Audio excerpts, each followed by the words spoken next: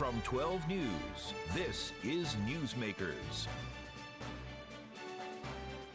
Rhode Island leaders are always looking for ways to bolster the state's economy and catch up with Massachusetts. The latest big push, life sciences backed by tens of millions of taxpayer dollars. Can the Ocean State catch up with Greater Boston? Our guest on the first half, chair of the new Rhode Island Life Science Hub, Neil Steinberg. Then, many businesses in the smallest state survive by exporting all over the world. On the second half, we get a debrief on Bryant University's 38th Annual World Trade Day with Chafee Center Director Eva-Marie Mancuso. Welcome to Newsmakers. I'm Tim White alongside 12 News Politics editor Ted Nesi. Neil Steinberg, chair of the Rhode Island Life Science Hub. Welcome back to the show. It's good to have you. Thank you very much. Great to be here. So at the inaugural Life Science Hub Summit at the Convention Center this week, House Speaker Joe Shekarchi pledged to put funding for the life sciences building in the budget. This will be a bond referendum for roughly $80 million that voters will decide on. At URI. At URI. And I do want to get into that in a second, but here's your opportunity to the voters that are watching right now. Make the pitch. 60 seconds or less, Neil. Yeah, so the pitch is the industry. You know, it's a growing industry nationally, internationally. We're in a corridor, and it's not all Boston. It's Boston, Cambridge, to Worcester, to Providence, to Kingston, to New Haven is this big corridor where we have a lot of potential for the life science. And it makes sense. So they're good jobs. They're good companies that get created. We need researchers. We need PhDs. We need it at all levels. So it makes sense for higher ed. Brown's going to break ground, not with a bond, but with their money that they raise on an even bigger building this summer, an integrated life science building. So these all feed in to that. But those are for URI and their students, Brown and their students. And then we're going to build and stand up facilities and things that will be for industry too. I want to talk about the Life Sciences Hub. And as you pointed out during my question, you said it'll be down in Kingston. And it just struck me as why Kingston, even further away from Greater Boston? You just referenced Brown is building a big place in Providence. Why not build it in Providence? Yeah, so, you know, what we're doing is we're conflating two things. So Brown and URI are big research institutions. And they have decided that life science, bioscience is a big area for them as research institutions, which means they need facilities to teach, they need labs to do research, and that's what they're doing. That feeds into this. That is not the Rhode Island Life Science Hub. That is a component in the state that feeds into it. This only works, and the speaker says it all the time, if academia, private sector, and government all work together. So putting those buildings up, it will be great, and it'll be great for the universities, and they'll be feeders, but the industry is much bigger than that. So you don't worry about failing to kind of have everything near each other in either Greater Providence or Kingston, but I would assume Greater Providence because that's where Brown is? I'm not an expert in geography, but I think you'd still be in Dallas. In that distance. We've got to get over that, you know, that huge, it's a lot to go from Providence to Kingston. Yeah, ideally I'm thinking Boston to Kingston, not Boston Providence to Kingston. Yeah, no, I don't necessarily think so. We're overemphasizing, I think, Boston, Cambridge, to be honest with you. They won the Olympics. They're number one in this industry. They're on their Life Sciences 3.0. We're not at the starting line, but pretty close.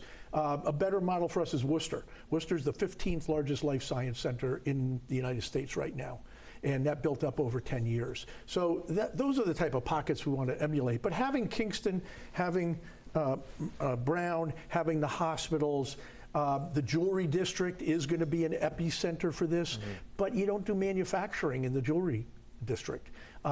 URI does a lot of training for Amgen. Right, and so there's enough for them to do both. So I'm not worried about the geography. Our job and our responsibility, and that's why we did the summit, though, is to pull them together. I guess, you know, I've been covering these efforts, I'd say the whole, over 15 years I've been a reporter in Rhode Island, all the way back to when I was a business reporter at PBN, and you know, I've heard these things before. You've heard them too, Neil. Sure. And I guess I'm curious, what's different this time from when Governor Kachuri would talk about making a big push in the life sciences, or early in Governor Chafee's term, the meds and eds? You know, what's different now? Yeah, I think action's a little different, but I will say just a little different perspective. I've been around longer than you've been. In earlier in my career, you know, as a young banker, we had jewelry and we had textiles. Those were our two big industries, and they left for a variety of reasons. Went south, went overseas, whatever. What's replaced them? Right, silence. We don't have big industries that we've grown. So whether it's going to be wind or ocean tech or life sciences, we have to put our stakes in the ground and do it. So I would say funding is different, and the commitment to do it, and the overarching pulling people together. That's exactly why we did this summit. We had students there from career and tech programs at high school to the colleges to venture capitalists, all the components pulling together. And then the most important thing, and you heard it if you listened to the governor and the speaker from our summit, we've got to stay the course on this. You know, we do flavors of the moment too often. Like you said, somebody makes an announcement, we're going to do this. We always had the meds and the eds. There's absolutely nothing brand new about that. They're great anchors for us. But now is the time to leverage it. And that's the only thing I can say is that we will push over the next 3, 5, 10 years to stay the course. You've had the support of the General Assembly. The Life Science Hub was created in the last budget using, I think, $45 million in ARPA money, right? Right. How long is that money going to last? Yeah. And when it does run out, where's it coming from? Yeah, that's the whatever $1 million question. 45. Yeah, right. Well, we're going to need more of that over time.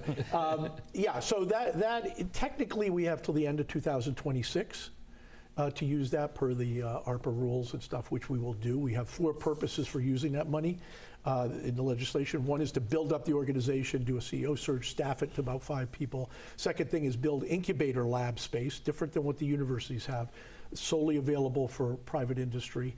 The third thing is a fund that we will start to invest in growing companies. And the fourth thing is workforce development, and to make sure that we have the workforce at all levels.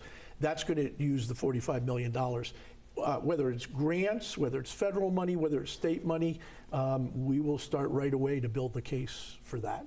There's a lot of federal money around, as we know, and Rhode Island doesn't need hundreds and hundreds of millions. We need tens of millions to do these. So we will aggressively, by showing success along the way, find additional investment. Oh, thought we were going to a break. Oh, okay. Why don't we do that? We're going to take a break here. Our guest in the first half of Newsmakers, Neil Steinberg of the Rhode Island Life Science Hub. Stay with us. You're watching Newsmakers.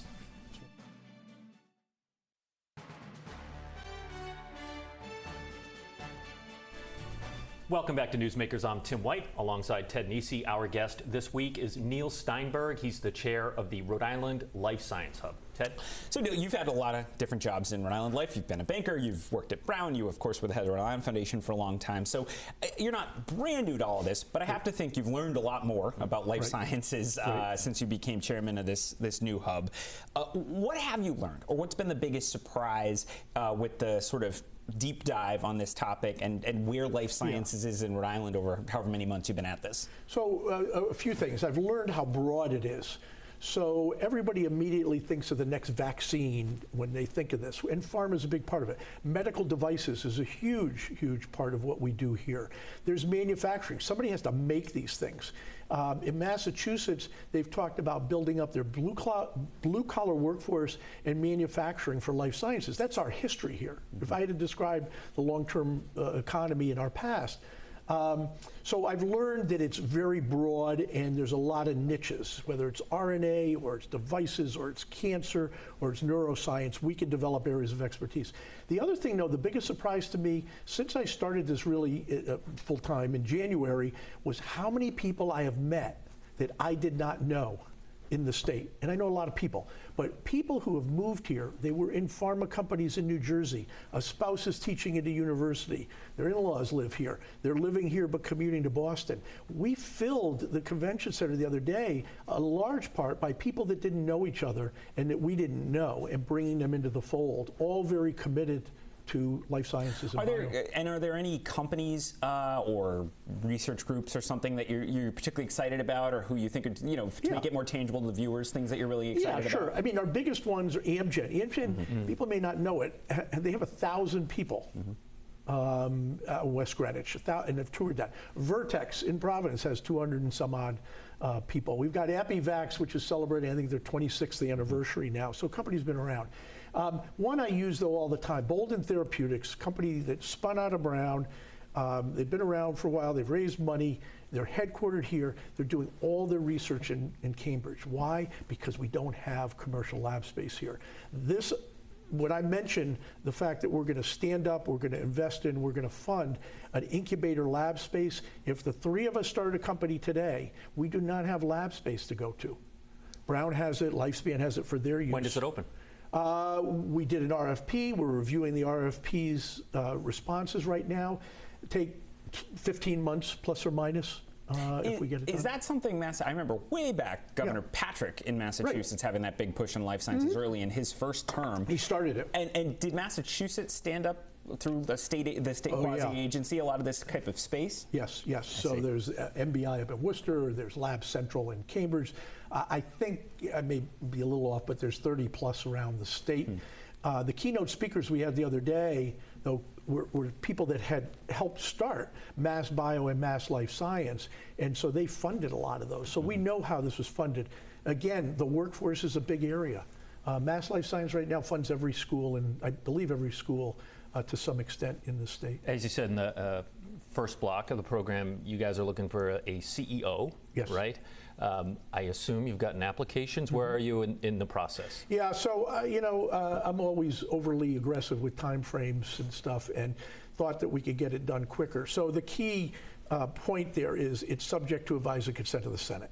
So we either make it or we don't make it. And I thought we could make it. Before the legislature goes out, we're not going to make it. So we said, okay, let's slow it down a little. We had not found, the ideal candidate. There's a lot of them out there. Oh, so it's not just you who needs advice and consent from the Senate? Your CEO the CEO also is in the bill advice? too. Yeah, that was in the bill. And so, is that unusual? And does that make it difficult to hire? It makes it difficult or challenging from a timing point of view. I'm not concerned about getting it approved if we get a very capable person. It's just here we are, and I'm telling you we're not at the stage to name somebody, and we're going to run out of time in 3 or 4 weeks, whatever it is, and then we go to the next session. So what we decided to do was keep the search going, talk to all the candidates that keep coming in through Korn Ferry, and we're going to name an interim to carry us the next 6 months. I'm the chair. I will continue as the chair, but there are smarter people than me that could run this thing. Got a couple of minutes left here, Neil. We've been talking a lot about Massachusetts here, and I read a PBN article on the summit, and there was a lot of talk about a super hub of life sciences, and you've kind of alluded to it here: Connecticut, Massachusetts, and Rhode Island. That sounds so nebulous to people. What would that look like? A super hub. Yeah, it's not a corporation or something like that. It's really to convey that there's enough to go around, right? So that nebulous hub would rather see people stay here than go to Research Triangle, to go to Silicon Valley, to go to New Jersey and Philadelphia, and keep it here. And the exchange between the colleges and universities, the corridors. You sit in Providence, you get to Worcester as quickly as you can get to URI, right there. And so getting away from everybody going after the same thing to look at how do we competing with Massachusetts, stop competing with Connecticut. Correct, and build it up and collaborate. Yeah, do we always like to celebrate a win? We're not going to get corporate headquarters to move out of Massachusetts to here. One quick question before we go to break, and maybe an awkward question since you're an alum, but is Brown enough for Rhode Island to compete with Connecticut having Yale and Mass having Harvard and MIT? 30 seconds, Neil. To scale, yes, and to brains, yes. Okay. You did it in less than 30 seconds. I'm impressed. Neil Steinberg, chair of the Rhode Island Life Science Hub. Thanks so much for joining us. When we come back, Eva-Marie Mancuso, she's the director of the Chafee Center for International Business at Bryant University. Stay with us. You're watching Newsmakers.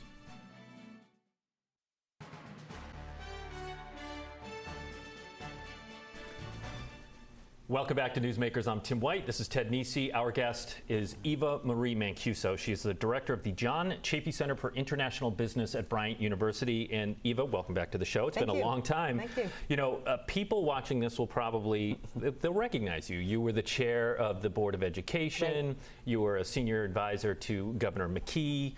Before that, years ago, you were a prosecutor with the Attorney General's office. But you're here in a different role as the head of the Chafee Center. And a lot of people, they'll know you.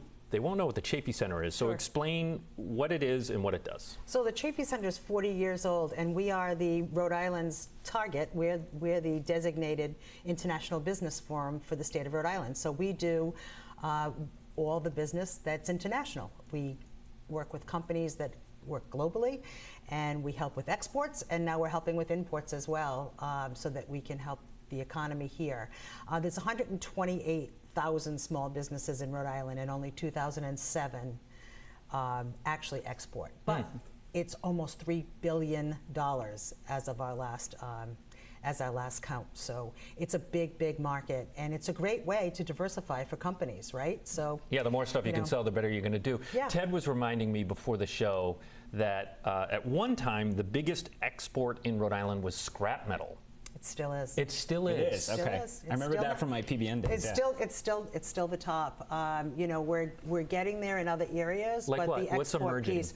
Well, medical devices. You know, and companies that are building and exporting in the areas of medicine, in the vaccines and all of the other pieces that relate to medical devices.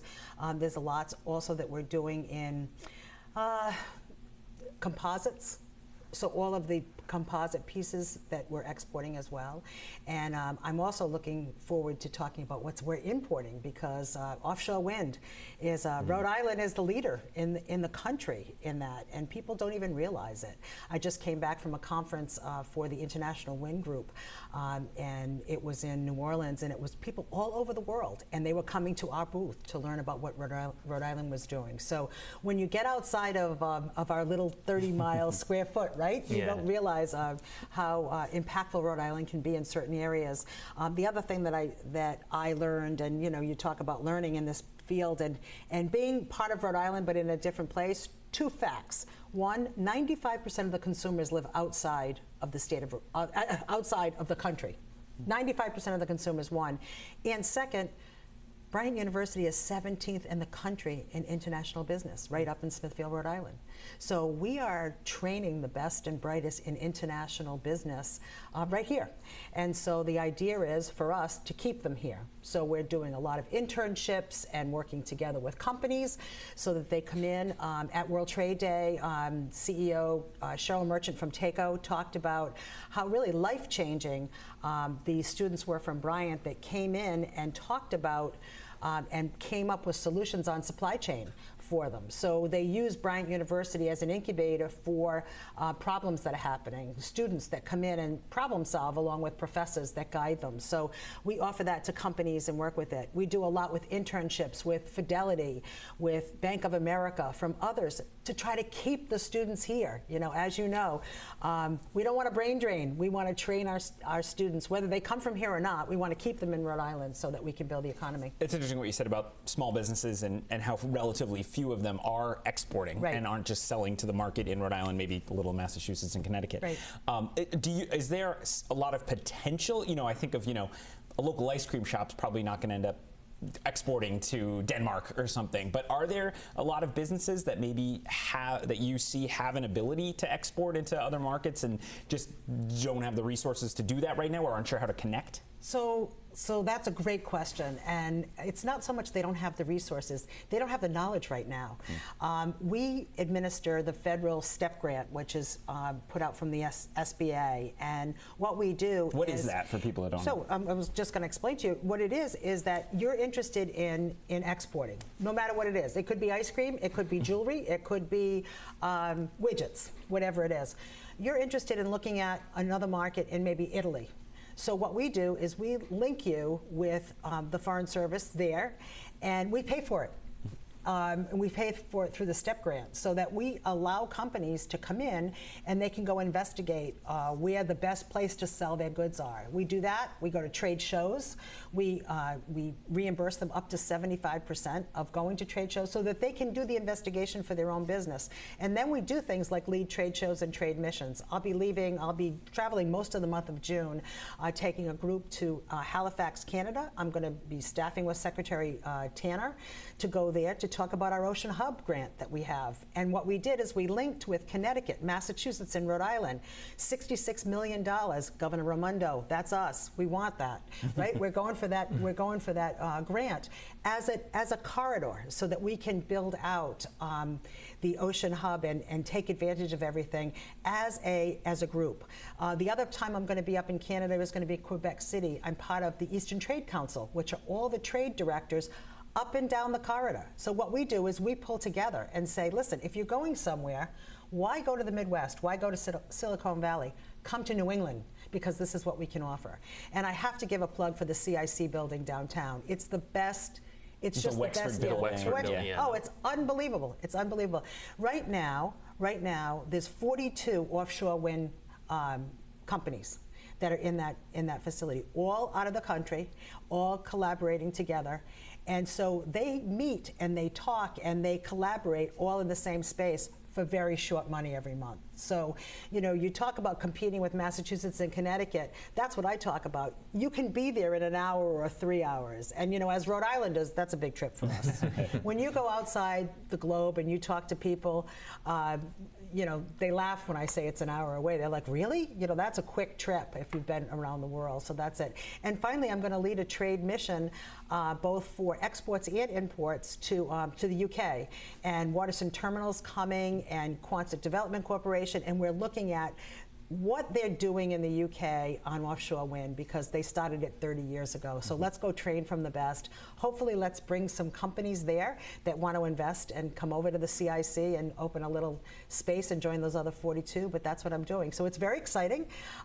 It's helping the state I love to diversify in a very different way. But I'll still make a plug for education. Most important piece. All right, we have a minute left here, Eva. I gave you a resume at the top of the show, and I was just curious how this job came to be for you and why you took it. That's great. That's a great question. So in Governor McKee's office, I was sent over to Bryant because they had some starts and stops after the longtime director Ray Fogarty passed away, and then COVID happened, what have you. So they needed a little Eva push, and so I was sent over from the governor's office, and I was there for a couple of months, and I said this is something I could do, and I applied for the job and met with Eddie Tibaldi, and he's my direct supervisor, and applied and got the job. No one has ever called you shy. I will say that. Reserved, but not shy. Well, Eva-Marie Mancuso, we'll have you back, you know, in a few months and check in on things. So thank you very much for joining us. Terrific. And when you are at home with friends and family on this Memorial Day weekend, enjoying a barbecue, take a moment to remember the men and women that gave their lives for this country. You are always in our hearts. Thank you for watching. If you missed any of it, it's on WPRI.com. For Ted Nesi, I'm Tim White. We'll see you next week on Newsmakers.